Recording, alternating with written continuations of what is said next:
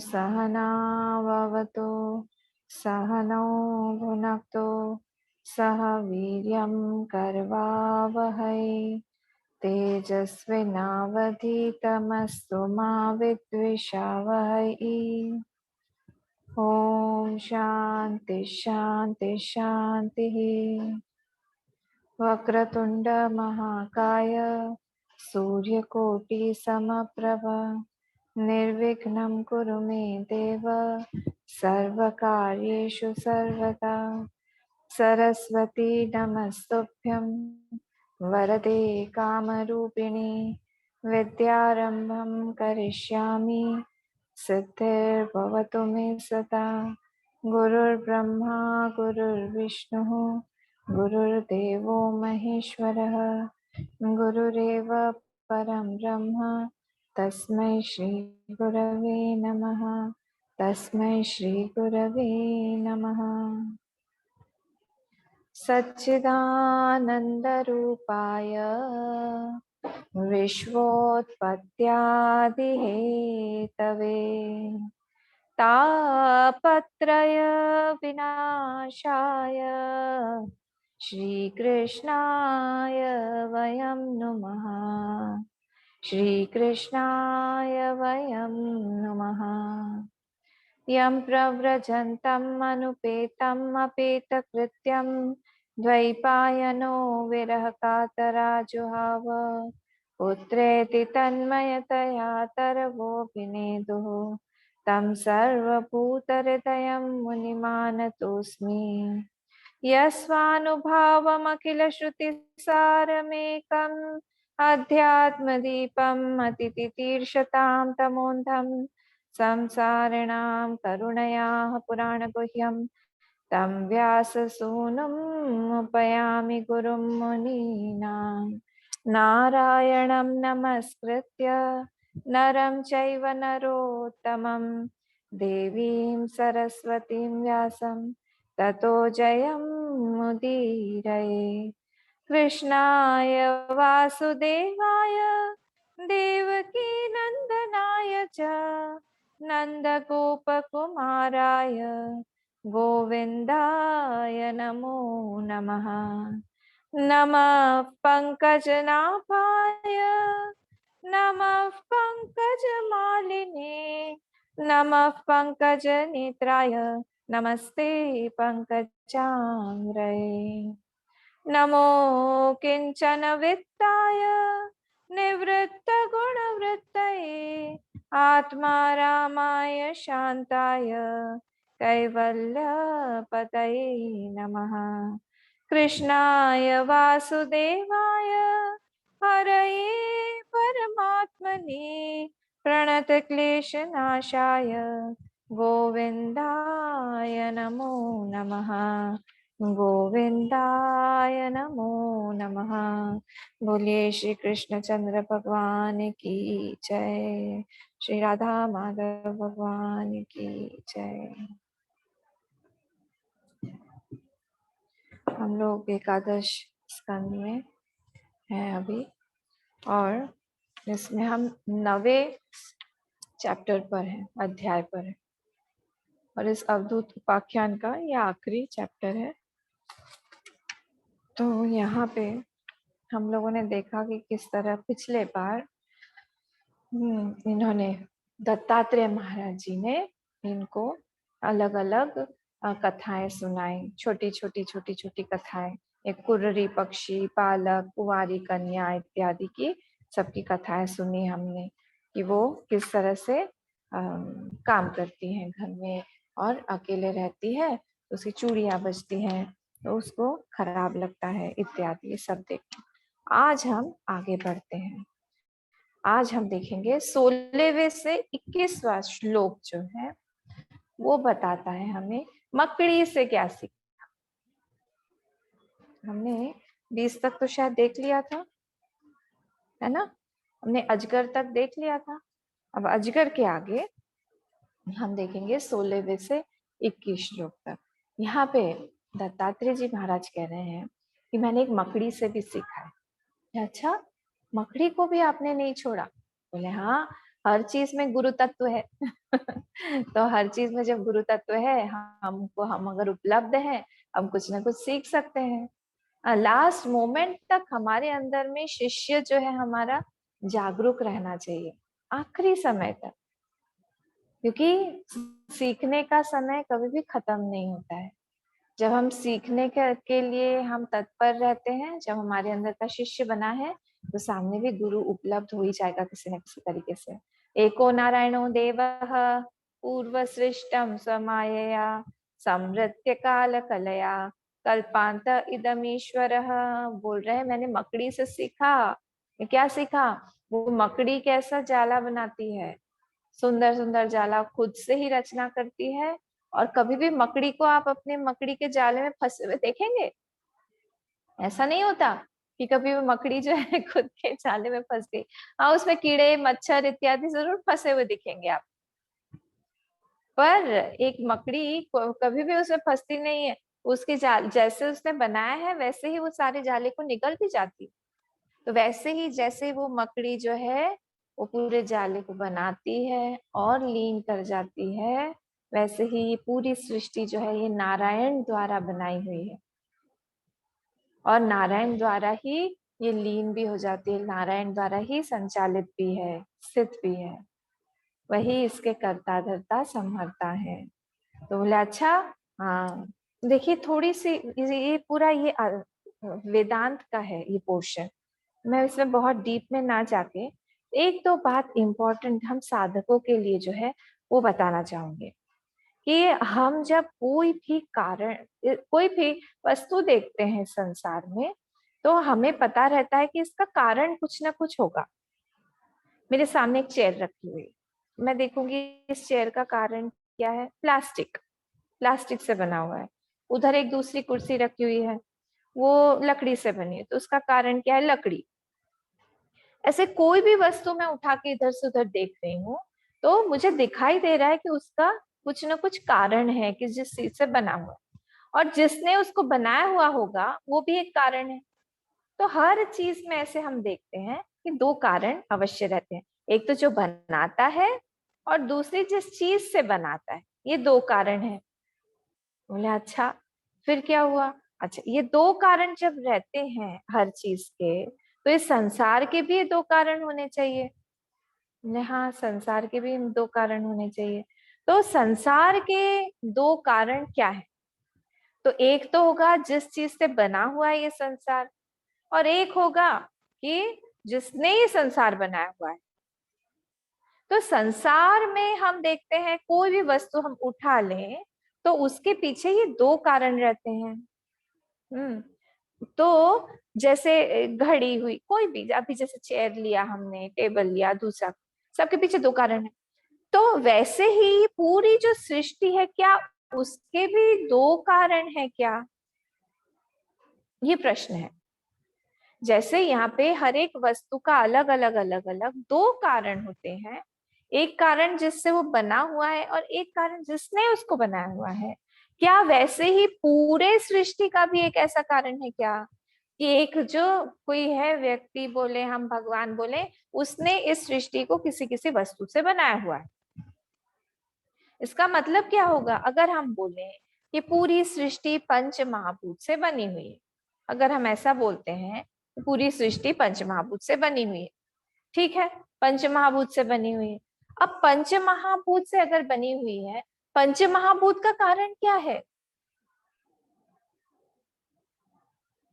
सोचिए थोड़ा सा, कि पंच महाभूत भी तो सृष्टि का एक अंग है। तो हम कैसे बोलें कि पंच महाभूत इस सृष्टि का कारण है? क्योंकि पंच महाभूत भी सृष्टि का एक पोर्शन है, उसका भी कोई एक कारण होना पड़ेगा। और इसीलिए दो कारण नहीं हो सकते, पूरी सृष्टि का एक ही कारण है, और वो कारण है भगवान। बहुत शॉर्ट में मैं बता रही हूँ, इसको ही हम लोग मॉर्निंग क्लास में प्रूव करते हैं कि कैसे पूरी सृष्टि का, हम लोग बोलते हैं निमित्त कारण और उपादान कारण, ये दोनों एक ही है। दो कारण नहीं हो सकते किसी भी चीज के, सब चीज का एक ही कारण होगा। तो वो कारण जो है वो भगवान। बोले अच्छा, तो दो मतलब दो कारण नहीं, एक कारण है। तो आप कह रहे हैं कि भगवान पर ही बनाया हुआ है सब। हाँ, मैं यही बोल रही हूँ। तो बनाया हुआ है इसका मतलब क्या, वो भगवान बदल गए? मतलब जैसे दूध दही में बदल गया, वैसे भगवान बदल गए क्या बना के सृष्टि को? अगर बदल गए होते तो वो हमको कभी भी नहीं मिलते। मतलब वो श्री कृष्ण भगवान जो आए हुए थे वो हमें कभी भी नहीं मिलेंगे, पर ऐसा तो नहीं है, भक्तों को उपलब्ध होते हैं। और हमारे अंदर भी अंतर्यामी स्वरूप से वही एक चेतन है, वो जो बदलता नहीं है, जो हमको बचपन की भी मेमोरीज हमको याद दिलाता है, स्मृतियों को अभी भी याद है, कल का भी हमें याद है, परसों का भी याद है। तो इसका मतलब यही हुआ कि वो एक तत्व जो है वो बदलता नहीं है, बाकी सारी चीजें जो है उसके ऊपर बदली हुई सी दिखाई दे रही हैं। सी बदली हुई सी दिखाई दे रही है, बदली हुई नहीं है। एग्जैक्टली तो जब चीज कोई बदली ही नहीं है और फिर हमको दिखाई दे रही है, इसका मतलब क्या हुआ, कुछ चीज बनी नहीं है। रेनबो आया, रेनबो चला गया। आकाश में क्या उस पे धब्बा नीला दाग छोड़ के चला गया क्या? तो वो जहाँ पे आया था वहां पे ज्यादा नीला हो गया, या इधर हरा रंग जो है वो मिल गया, उधर उधर पीला छोड़ के चला गया? ऐसा तो नहीं होता। तो जब वो रेनबो आया और चला गया और कुछ बदला ही नहीं, इसका मतलब यही हुआ कि वो मात्र भाषित हो रहा था, वो था नहीं रियलिटी में।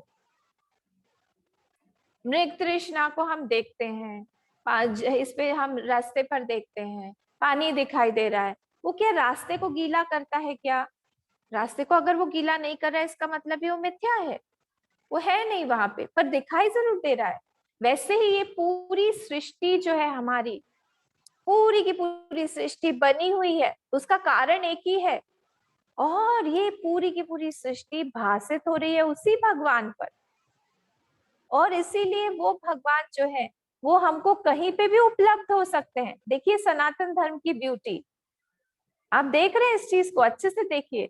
और इसीलिए हम हर चीज को प्रणाम करते हैं, हम हर चीज को पांव लगने पर हम लोग नमन करते हैं।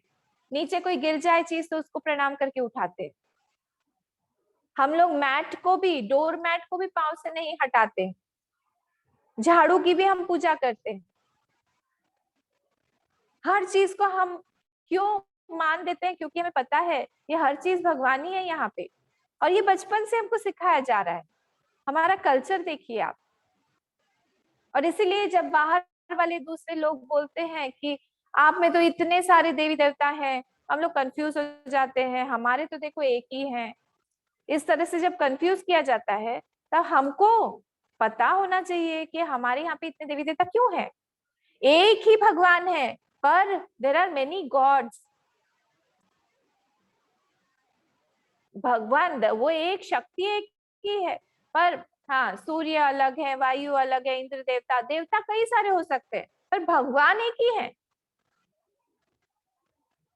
उनका वो एक भगवान ने अलग अलग फॉर्म लेके हमारे लिए, हमारे आवश्यकता अनुसार वो हमारे सामने आते हैं।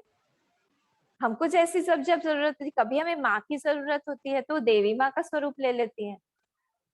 कभी वो हमको गुरु रूप में हमारे सामने शिव रूप में आते हैं, कभी वो सूर्य रूप में आते हैं, कभी वो गणेश रूप में आते हैं, विघ्न हरता विघ्न करता बन के।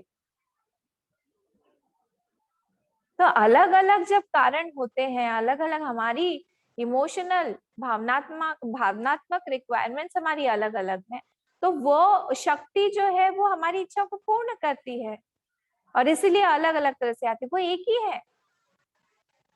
और इसीलिए नरसिंह अवतार जो है वो खंबे में से आ सके, क्योंकि वो वहां पे भी थे। ऐसा नहीं हुआ कि वो उन्होंने कॉल किया फिर वहां से वैकुंठ से वो चल के खंबे में घुसे, छोटा सा छेद बनाया होगा, फिर वो अंदर घुसे, फिर वहां से निकले। सब कुछ तो वही है। इसको परीक्षित जी को माँ के गर्भ में, उनके गर्भ में जाके जब उन्होंने अश्वत्थामा ने मार दिया था, तब वहां पे उन्होंने छोटा सा रूप लिया, और छोटे से अंगुष्ठ मात्र पुरुष ऐसे होके, उनकी छोटी सी गदा थी, और वो पूरे गर्भ के चक्कर काटने लगे। वहां पे कैसे गए वो? क्या वो घुसे अंदर? वहां पे थे ऑलरेडी, हर जगह पे वो हैं, वहां पे प्रकट हो गए क्योंकि वहां पे जरूरत थी।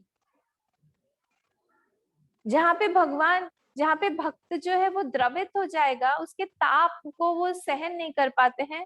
हाँ, सो अविकम्पे न योगे न, वो भी कांपने लगते हैं, भगवान भी उस भक्त के कंपन से वो भी कांपने लगते हैं। उनको भी लगता है कि मैं इसका कंपन दूर करूं, इसको जरूरत है अभी मेरी। तो भगवान वहां पहुंच जाते हैं। पहुंच जाते हैं मतलब वहां प्रकट हो जाते हैं। ऐसा नहीं है कि फ्लाइट लेके वहां जाते हैं, वीजा बनवाए चलो अब उस लोग से इस लोग जाना है, ब्रह्मा जी को फोन करो, लक्ष्मी माँ आप टिकट विकेट बुक करिए। ये सब तो नहीं है उनका, प्रकट हो जाएंगे बस, क्योंकि कहा नहीं है वो तो हर जगह है। और आपने कभी सोचा है, बंद एप्पल, पूरा बंद है एप्पल, आम पूरा बंद है, मुझे भी आप लोगों ने, आप लोगों में से कई लोगों ने खिलाया कि अम्मा आप काट के खाइए, पर देख लीजिएगा कीड़ा वीड़ा नहीं हो अंदर। घर का होता है तो आम को काटते हैं, वो अंदर से कहां से निकला वो? गेहूं रखते हैं हम, चावल रखते हैं हम, तो साफ करके रखते हैं, पर वो वहां से कहां से आ जाता है? कीड़ा आ जाता है वहां पे भी। अभी कुछ दिनों पहले मैंने अंदर किचन में दाल साफ किया, दाल की जो बरनी थी ना, ये मूंग की दाल की, तो पूरा पीला वाला, तो उसमें से मैं निकाल के मैंने ऐसे ही रखा कि उसको भूंजेंगे, तो उसमें से बाप रे कितने, मैं आपको कैसे समझाऊं, चींटी होती है ना छोटी वाली चींटी का 50 पार्ट्स अगर करें, आपको दिखाई दिया उतना, उतना छोटा, और वो भी पीला कलर का, इतने सारे कीड़े थे अंदर एकदम नीचे, और सब मुझे दिखता नहीं अगर वो हिलते नहीं तो। कहां से आए वो? लाइफ, मैं पूछ रही हूँ चेतनता, क्योंकि उसमें ऑलरेडी ये सारी जो सारी सृष्टि है वो चेतन से ही आई हुई है। चेतन पूर्विका इयम सृष्टि, भगवत गीता में भाष्यकार ने शुरू में ही ये पॉइंट क्लियर कर दिया है, चेतन पूर्विका इयम सृष्टि, सृष्टि चेतन से ही आई है, जड़ से नहीं आई है। इसलिए हर जगह पे आपको कहीं ना कहीं पे आपको दिखाई देने लगेगा, ये सूक्ष्म शरीर जहां पे भी आप जोड़ देंगे वो चेतन हो जाएगा, क्योंकि बेसिकली सब कुछ वो एक ही कारण से आया हुआ है। वो मकड़ी का कारण बता रहे हैं, तो यहाँ पे जड़ से चेतन, चेतन से जड़, कुछ भी दोनों ही आ सकता है, क्योंकि बेसिकली सब कुछ चेतन ही है। और इसीलिए हम प्रणाम करते हैं सब चीजों को, हम पत्थर को भी इसीलिए पूछते हैं, क्योंकि पत्थर को भी हम लोग एक योनि मानते हैं। अच्छा, पत्थर भी योनि है, हाँ 24 लाख योनि में एक ये भी है।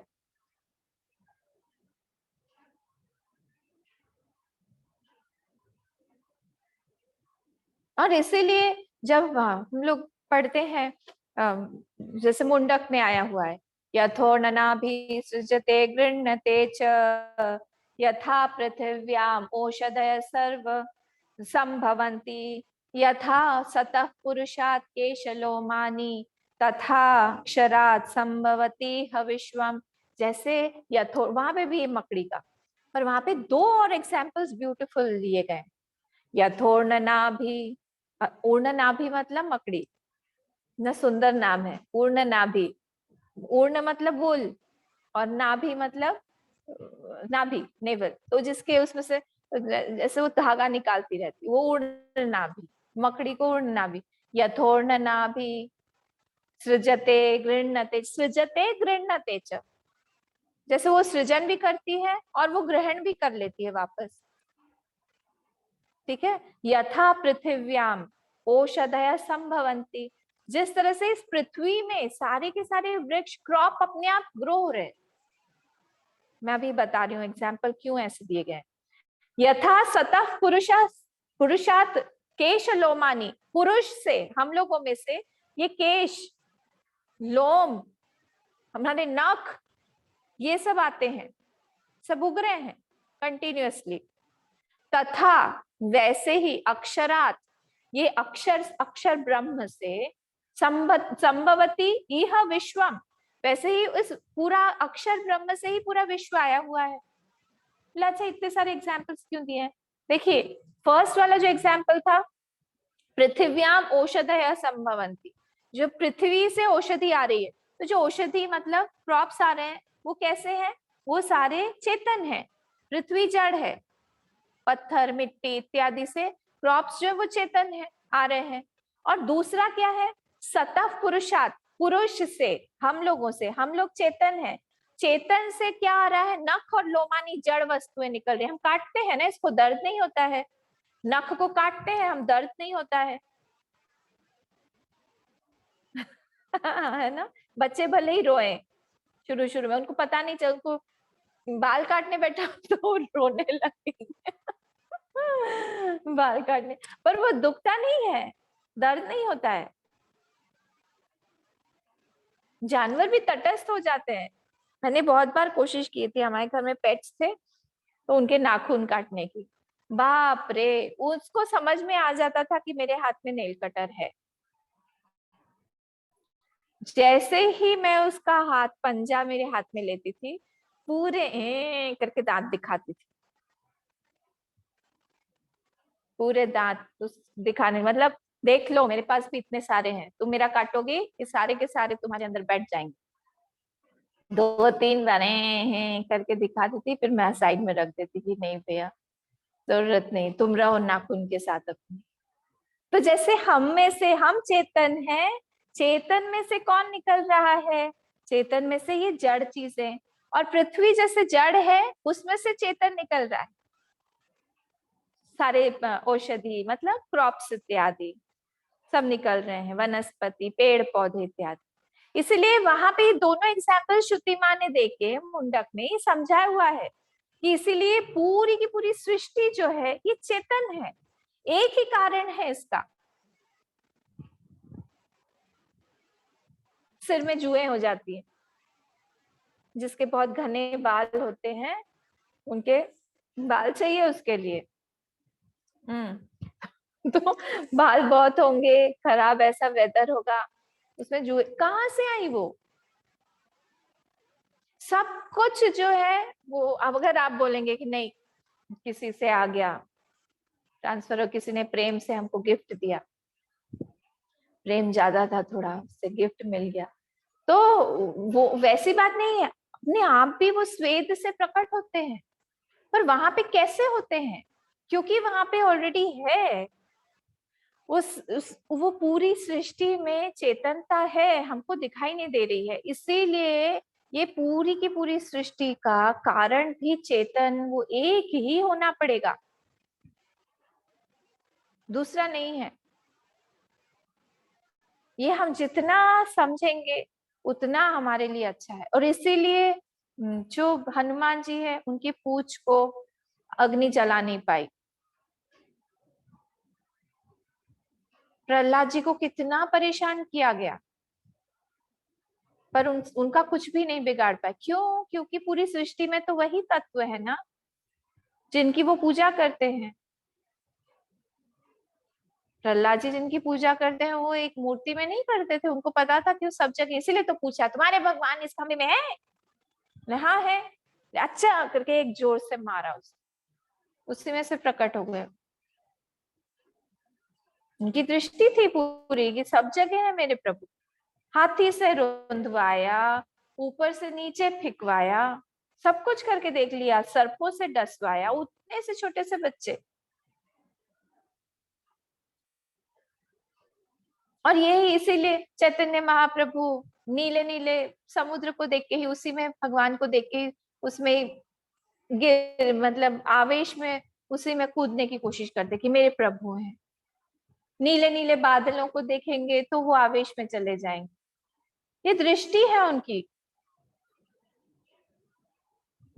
उनको कुछ और दिखता नहीं है।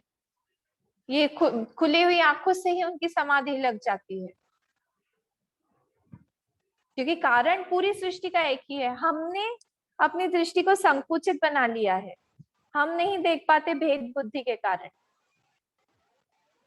हमको सब जगह भगवान नहीं दिखते हैं, हमको सब जगह राग द्वेष इत्यादि दिखता है। ये मेरा है, ये नहीं है, इसमें दुर्गुण है, ये नहीं है, ये अच्छा व्यक्ति है, ये भला है, ये खराब है, हमें ये सब दिखता है। ये साधु है तो ये चोर है, ये सब हमें दिखेगा। पर उनकी दृष्टि में, एक साधु की, एक भक्त की दृष्टि में हर जगह पे वो एक तत्व ही वो देख रहे हैं। और इन्होंने यही बोला, इसलिए मैंने मकड़ी से यही सीखा है, वो भी मेरी गुरु है, कि यहाँ पे वो एक नित्य तत्व जो है ना, वो बिगड़ता है ना वो बनता है, वो हमेशा रहता है। और वही, उसी से ही सृष्टि आई हुई है, इसी से तीन गुण आए हुए हैं, और तीनों गुणों ने ये पूरे राजसिक तामसिक और सात्विक ये पूरी सृष्टि बना दी है, जिससे जिससे हम लोग ऊपर नीचे होते रहते हैं। तो मैंने क्या किया, नीचे के सारे कारणों को हटा के मैं एकदम ऊपर वाले कारण पे चला गया, और मेरी दृष्टि वहां पे ही है। मैं वहीं देखता रहता हूँ, उसी एक तत्व को देखता रहता हूँ। वो एक ही तत्व मेरे जीवन का आधार है, सब कुछ वही है मेरे लिए। कितनी अच्छी बात है। हमको भी क्रॉस ओवर कर लेना, ये सारे बीच के सारे स्टेप्स अगर हम लोग हटा दें तो हम भी उस एक ही स्टेप पर आ जाएंगे, आखिरी स्टेप पर, कि हमको भी भगवान दिखेंगे। प्रैक्टिस से होता है। एक हस्बैंड, एक वाइफ को अपने हस्बैंड में हस्बैंड कहाँ कब से दिखने लगता है, बोलिए? एक हस्बैंड को अपनी वाइफ में वाइफ कब से दिखने लगती है? प्रैक्टिस कर करके। आप लोग सभी लोग बताइए, सोचिए अपने मन में, फर्स्ट डे जब आप लोग वाइफ या हस्बैंड बने, आपको थोड़ा सा सोचने में टाइम लगता होगा। अच्छा, मैं अब तो वाइफ हो गई, फट से वो आइडेंटिटी अभी भी पक्की नहीं है। धीरे धीरे धीरे धीरे करके, हाँ, हम बार बार उनको देखते हैं, साथ में रहते हैं, खाते पीते हैं, वो आइडेंटिटी फिक्स हो रही है, फिक्स हो रही है, फिक्स फॉर्म हो रही है, दृढ़ बन रही है। और कुछ सालों में, 1-1.5 साल में इतनी पक्की हो जाती है कि वो बाकी के सारे आइडेंटिटीज को ओवरवेलम कर लेती है। आई एम अ हस्बैंड और आई एम अ वाइफ। पहले नहीं था वो। कैसे बना? अभ्यास से, बार बार कर करके बना। तो वैसे ही क्या है,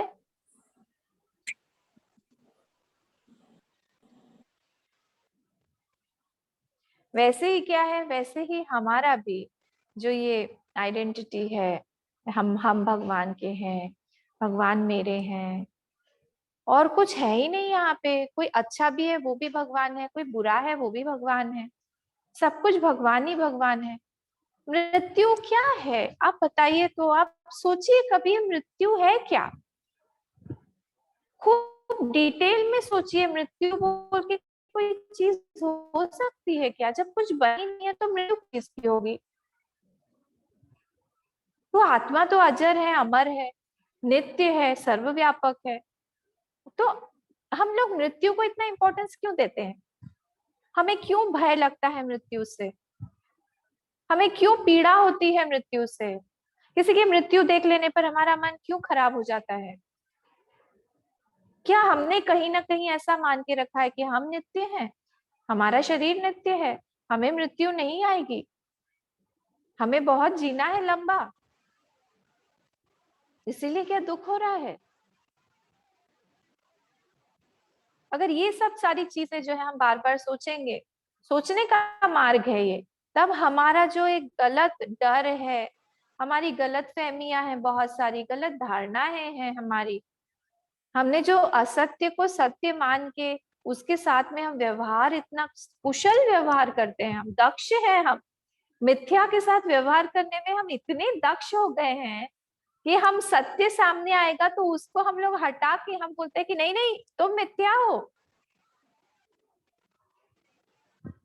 भगवान भी सामने आ जाएंगे तो हम उनकी परीक्षा लेंगे, सच में ये भगवान है क्या? कि मेरा मन बोल रहा है कि मुझे कुछ ऐसे ही आभास हो रहा है। ऐसा हो गया है हमारे साथ। हमने उस मिथ्या मन को, असत्य मन को इतना सत्य मान लिया है कि हम सारी बातें उसकी मानते हैं।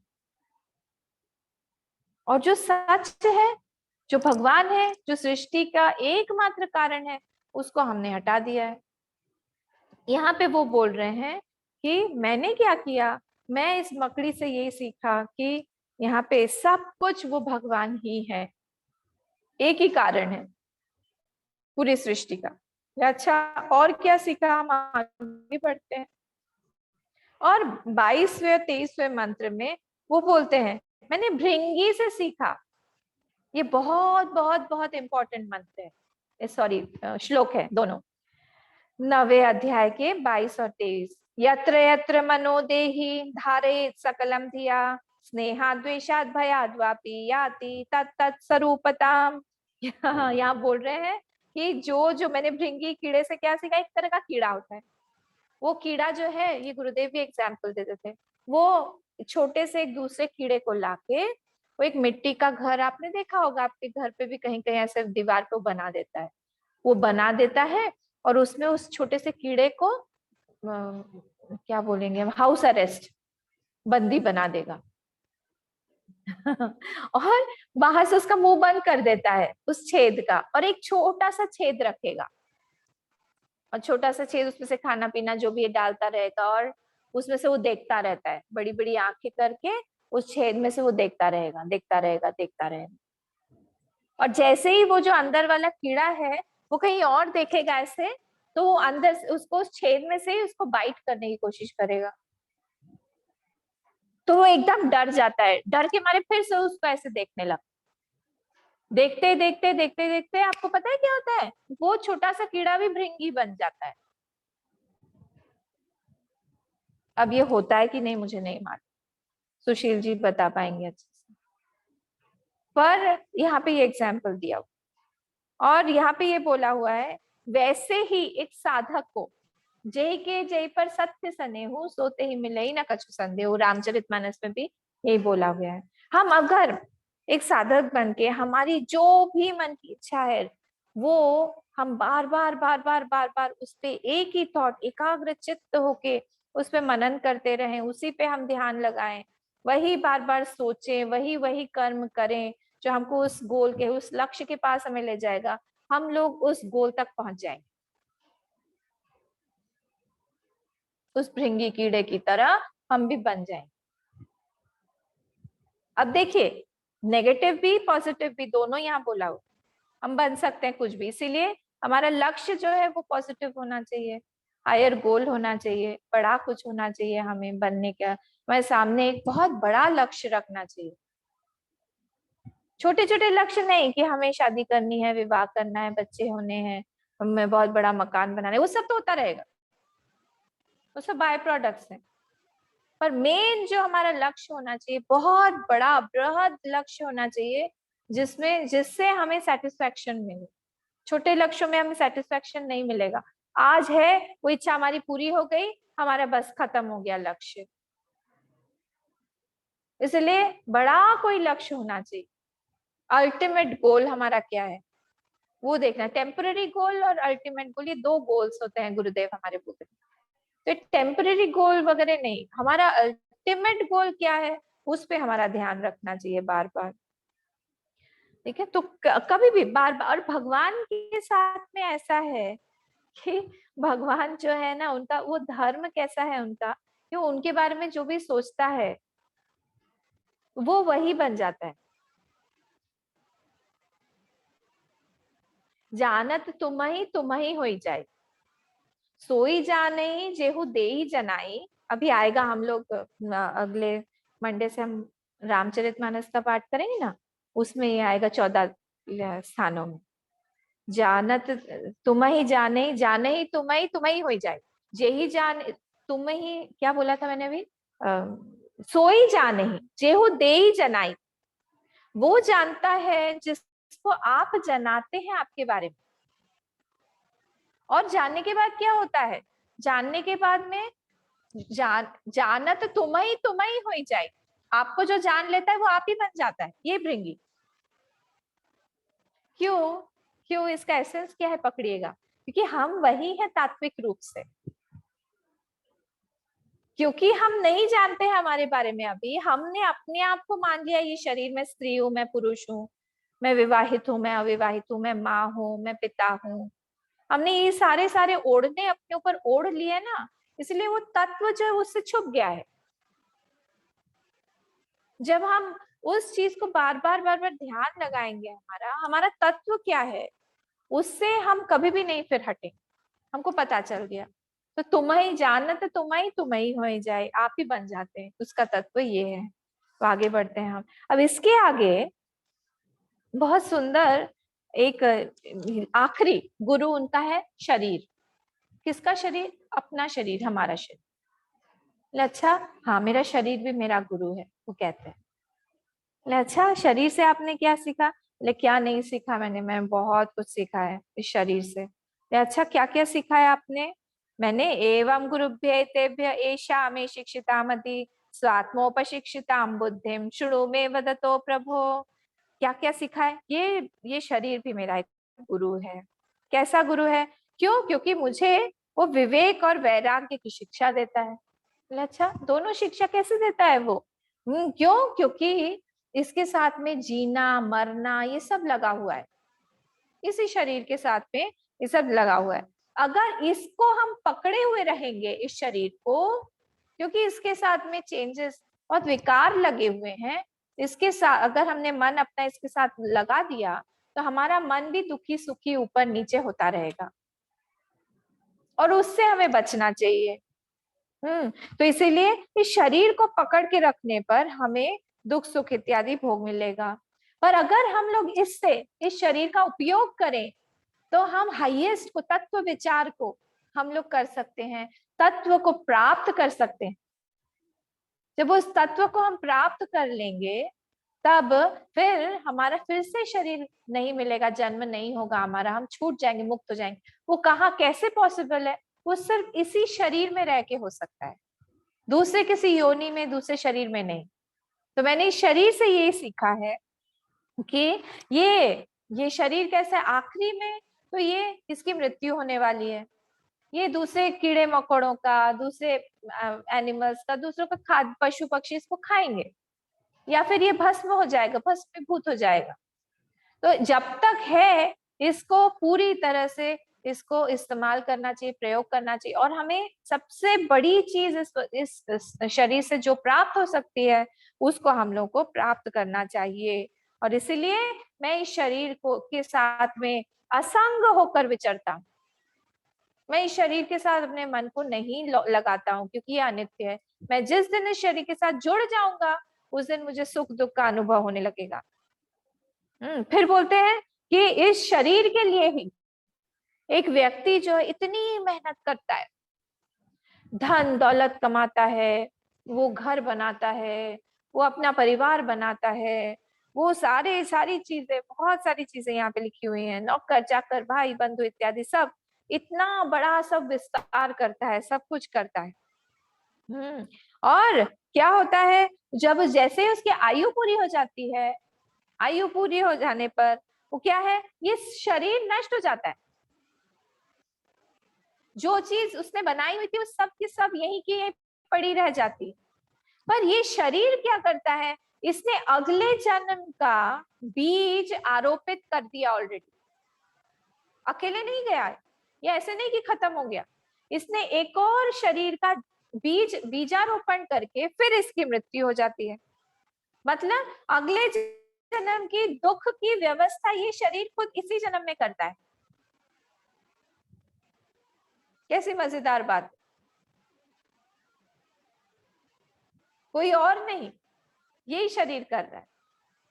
और इतनी मुश्किल से हम लोग, आसान नहीं है संसार में रहना, आसान नहीं है धन कमाना, आसान नहीं है बच्चों को पालना बड़ा करना। कितने मेहनत करते हैं गृहस्थ लोग, आप लोग कितनी मैं देखती हूँ ना आप लोगों को, कितनी मेहनत करते हैं आप लोग। और उसके बाद में क्या प्राप्त होता है?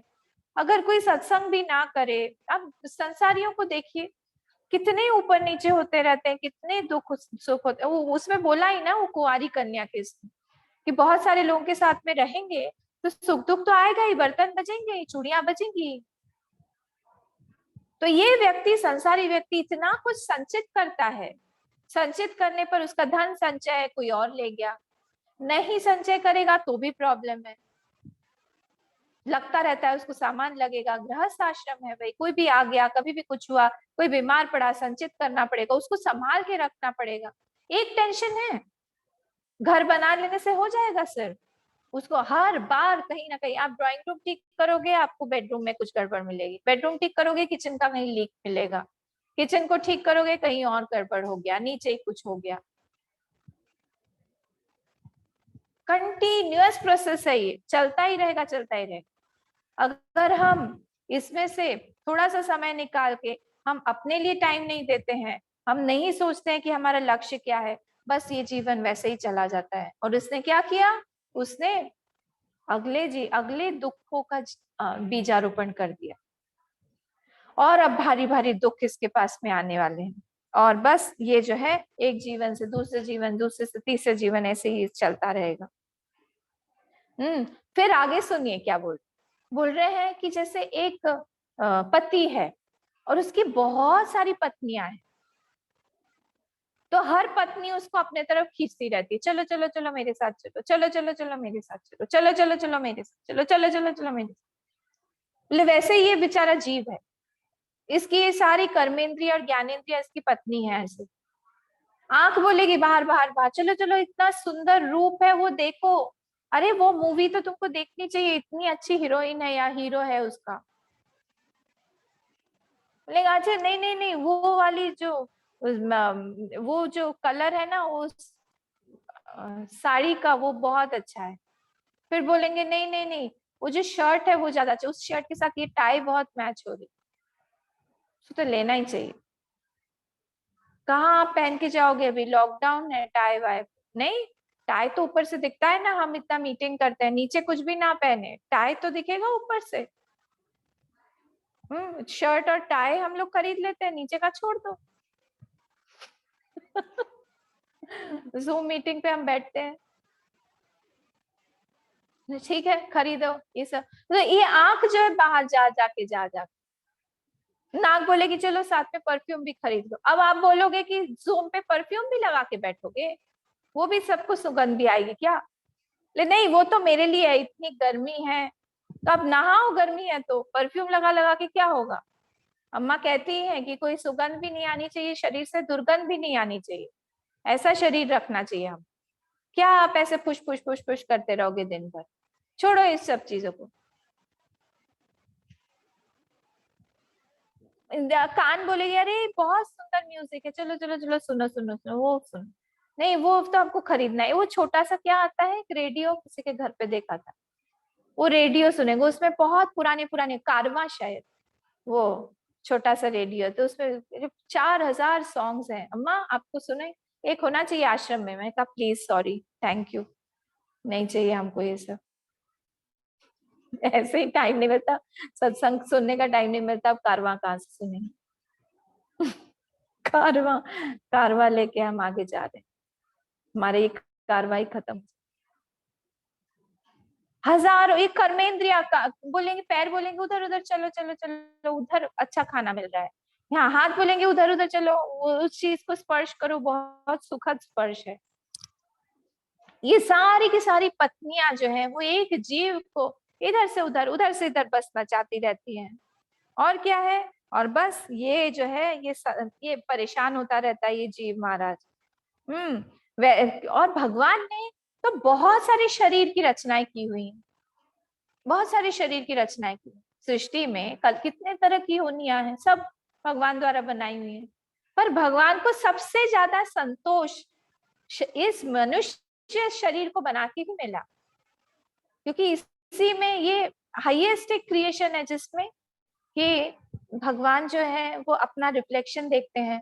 तो भगवान ने उसको पूरा मौका दिया हुआ है कि वो अपनी साधना से, तपस्या से, दृढ़ इच्छा शक्ति से वो इस सर्कल को, इस जीवन के साइकिल को काट सकता है। बनाए ही क्यों, काटना ही है तो बनाए क्यों? हमको बना के, जीव बना के भगवान ने डाल दिया संसार में। अरे भगवान ने नहीं डाला संसार में, जीव अपने आप ही बनाया है, उसकी अपनी वासना है खुद की, और सृष्टि बनी नहीं है। सृष्टि जो है हर एक अपना अपना कर्म फल के हिसाब से अपनी बनती है। भगवान ने कहा बनाया है? भगवान तो फैसिलिटेट कर रहे हैं, और कि आप कर्म फल को जल्दी जल्दी एग्जॉस्ट करके आप निकल जाओ इसमें से। भगवान को क्यों दोष देते हैं? वो तो हमारा अच्छा करना चाहिए। लो, आपका भी ना नेचर ऐसा है, जो कोई अच्छा करना जा रहा है उसी के पीछे आप पड़ जाते हो भाई। ऐसे तो मत बोलिए भगवान के लिए। तो यहाँ पे सबसे ज्यादा आशा उसको हमसे ही है कि हम अपने इस चक्र को काट के हम बाहर आके हम अपना साक्षात्कार कर पाएंगे, हम भगवान से एक हो पाएंगे, हम हमेशा के लिए सुखी हो जाएंगे, फिर पुनर्जन्म नहीं होगा। और इसीलिए भगवान ने ये हमको शरीर दिया हुआ है। और अत्यंत दुर्लभ है ये शरीर, अत्यंत, इसकी महिमा हमें नहीं पता है। और इसीलिए दत्तात्रेय महाराज जी बोल रहे हैं, ये जो शरीर से मैंने यही सीखा हुआ है कि इस शरीर को हम लोग को सबसे दुर्लभ वस्तु को प्राप्त करने, क्योंकि ये दुर्लभ है, दुर्लभ वस्तु को प्राप्त करने में ही बुद्धिमानी है। और जीवन जीते जी ही मुख्य उद्देश्य जो हमारा मोक्ष है उसको प्राप्त कर लेना चाहिए, क्योंकि विषय भोग तो इसको सारी योनियों में प्राप्त है, पर ज्ञान इसको सिर्फ इसी योनि में प्राप्त हो सकता है, सब योनियों में इसको प्राप्त नहीं हो सकता है ज्ञान। सारे बाकी के तो सिर्फ भोग की योनियां हैं, वो बेचारा भोग करेगा वो खत्म हो जाएगा। पर हमारी जो योनि है मनुष्य योनि, इसमें ज्ञान प्रधान, विवेक प्रधान बुद्धि है, इसको दी हुई है, मन है इसके पास में, भावनाएं हैं इसके पास, बड़े बड़े कर्म कर सकता है ये। इसलिए तुलसीदास जी कहती है, हरे तुम बहुत अनुग्रह की हो। हे हरि, आपने हम पे बहुत अनुग्रह किया है। मतलब क्या अनुग्रह किया है मैंने? साधन धाम विविध तनु, दुर्लभ तनु मोहि कृपा करी दीनो। ये जो साधन धाम है ये बहुत दुर्लभ तनु आपने कृपा करके मुझे दिया हुआ है। साधन धाम विविध दुर्लभ तनु मोहि कृपा करी दीनो। और इसलिए मैं आपको प्रणाम करता हूँ, कृपा करिए मुझ पे। कोटि हो मुख कही जात न प्रभु, के एक एक उपकार। कोटि कोटि मुख से भी मैं आपका एक एक उपकार का बदला नहीं चुका सकता, मैं आपको कुछ बोल नहीं सकता हूँ, मैं आपको क्या दूं प्रभु। आंख में पानी लेके बोल रहे हैं वो हाथ जोड़ करके। पर फिर भी मैं आपसे एक चीज मांगूंगा, तदपि नाथ कछु और मांगी हो, दीजे परम उदार। फिर भी मैं आपसे एक और चीज मांगता हूँ। भगवान बोले बोलो क्या चाहिए तुमको? तुलसीदास क्या चाहिए? विषय बारी मन मीन, भिन्न नहीं होत कभू पल एक। ये विषय बारी है, ये जितने विषय है, कभी कुछ रूप देख लिया अच्छा, कभी कुछ खाने का देख लिया अच्छा, कभी कुछ सुगंध अच्छी आ रही है, भागे भागे भागे किचन में चले गए, क्या बन रहा है भाई? हाँ खाना है। अरे तुम्हारे लिए नहीं है। क्यों तुम्हारे लिए नहीं है? अरे नहीं, कचौड़ी पूड़ी ये सब बन रही है, तुम्हारा हजम नहीं होता है, रात में नहीं खाना है तुमको। देख क्यों नहीं खाना है? बिल्कुल हम खाएंगे, बिल्कुल थोड़ा सा रख देना हमारे लिए, हम सुबह खाएंगे, अभी नहीं खाएंगे तो सुबह खाएंगे। कंट्रोल ही नहीं है। एक जने के घर पे मैं भिक्षा पे गई थी, तो किसी ने दिया, बोले रसगुल्ला खा लीजिए। मैं कहा रसगुल्ला, अच्छा रख दीजिए, तब तो मन नहीं है, मैं वैसे मुझे मीठा बहुत पसंद नहीं है। बोले नहीं नहीं नहीं, आप वो जो घर के जो व्यक्ति थे बोले नहीं नहीं नहीं, आपको खाना पड़ेगा खाना पड़ेगा। बहुत बार बोले खाना पड़ेगा खाना पड़ेगा। मैंने कहा आधा, अच्छा ठीक है मैं खा लूंगी। तो रखा सामने आधा, तो मैंने देखा उनकी थाली में रसगुल्ला नहीं था। मैंने कहा आप मुझे खिला रहे हैं, आप तो नहीं खा रहे हैं।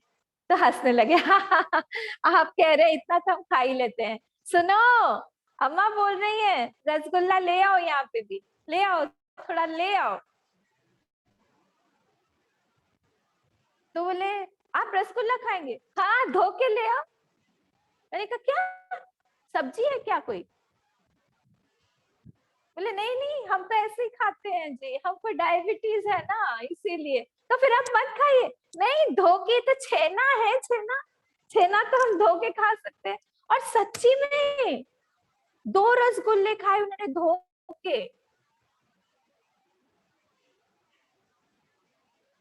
मैं दंग थी। मैं कहा बाप रे, ये विषय बारी है, और मन मीन हमारा उसी में डूबा जाता है।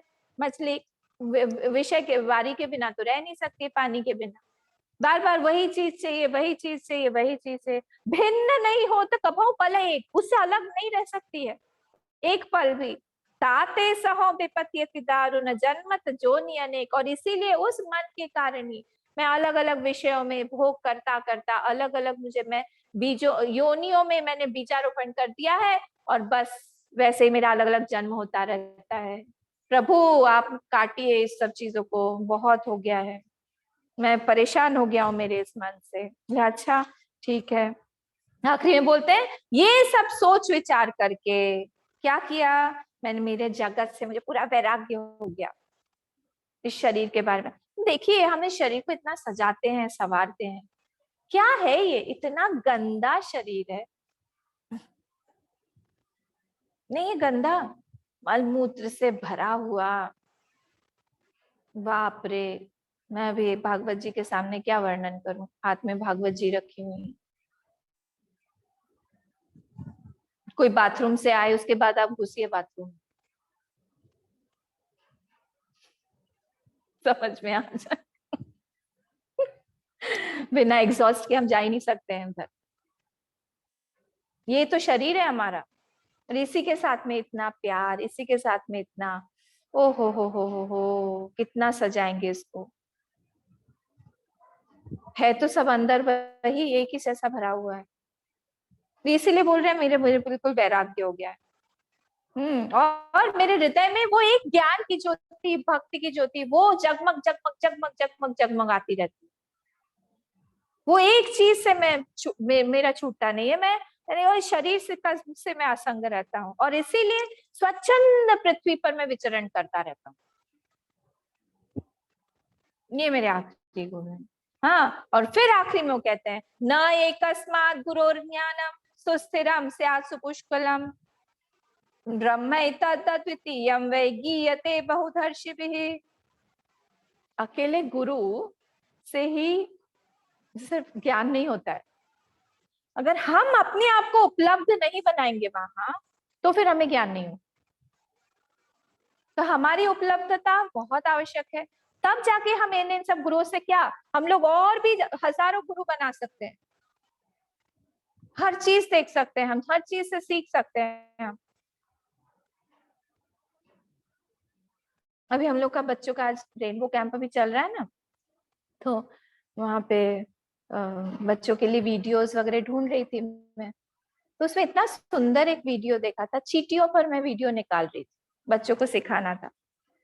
तो एकदम छोटा सा गैप था दो पत्तियों के बीच में, और उन लोगों को एक इधर से पेड़ था, इधर पत्ती थी, और इधर से इधर जाना था उनको, छोटा सा इतना सा गैप।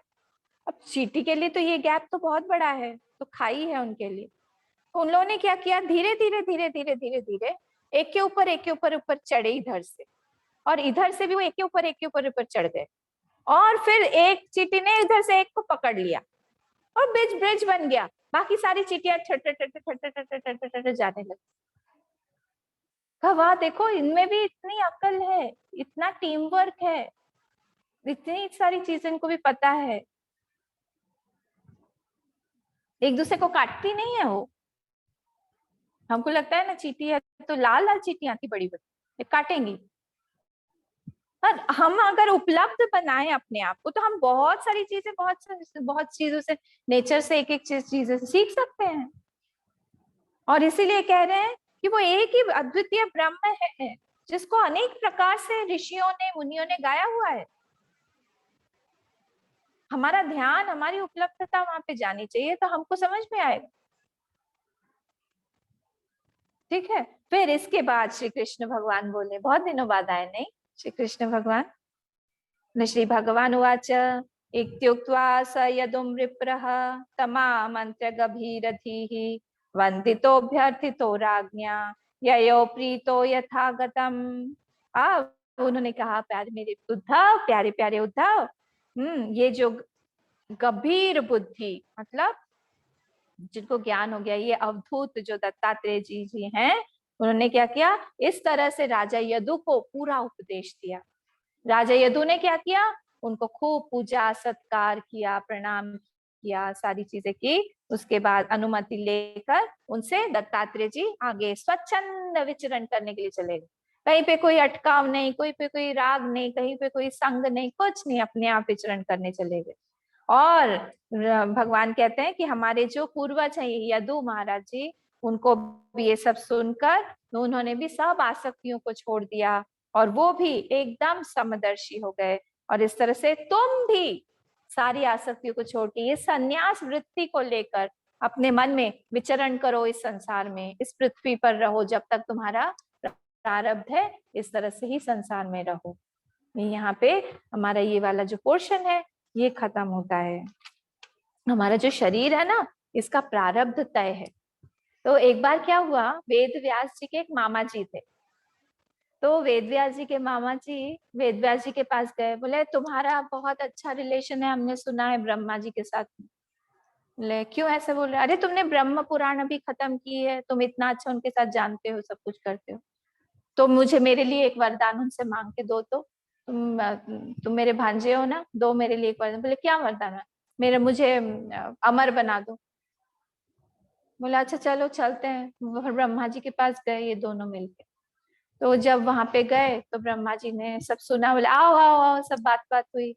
तो उन्होंने कहा कि देखिए मैं इसलिए आया हूँ, ये मेरे मामा जी हैं और ये ऐसा ऐसा चाह रहे हैं। बोले ये तो मैं नहीं दे सकता, तो मुझसे नहीं होगा। हाँ हम लोग विष्णु जी के पास जाके ट्राई कर सकते हैं एक आध बार, अगर उनकी इच्छा हो, अगर वो करता है कर पाए तो उधर से सरस्वती माँ सुन रही थी।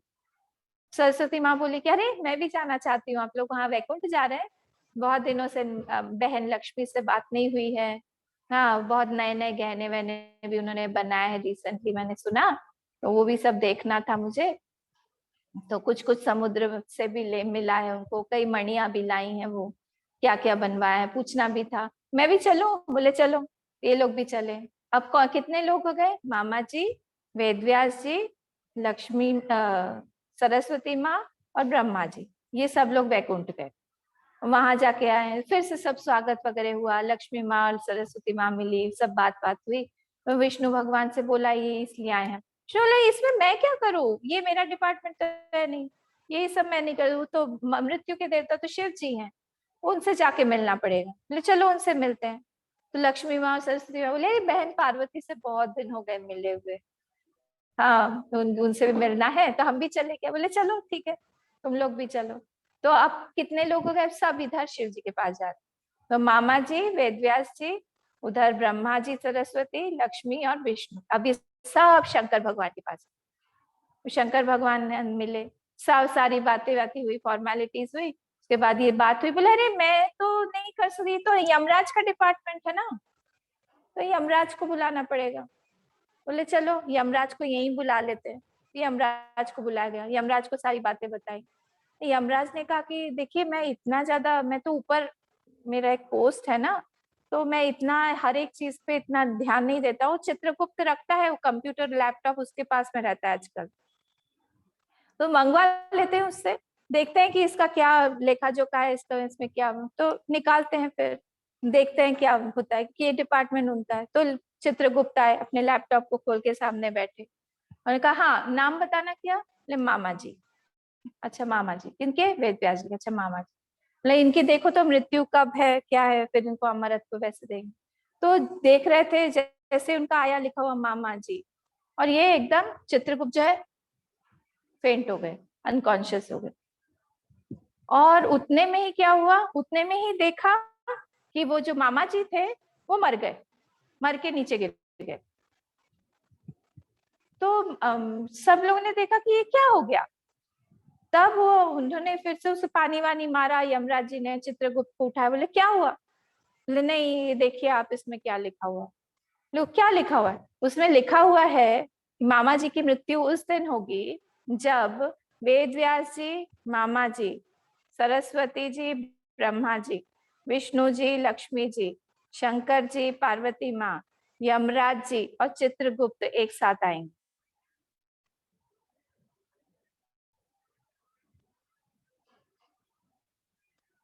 वही देख के मैं आश्चर्य कर रहा था।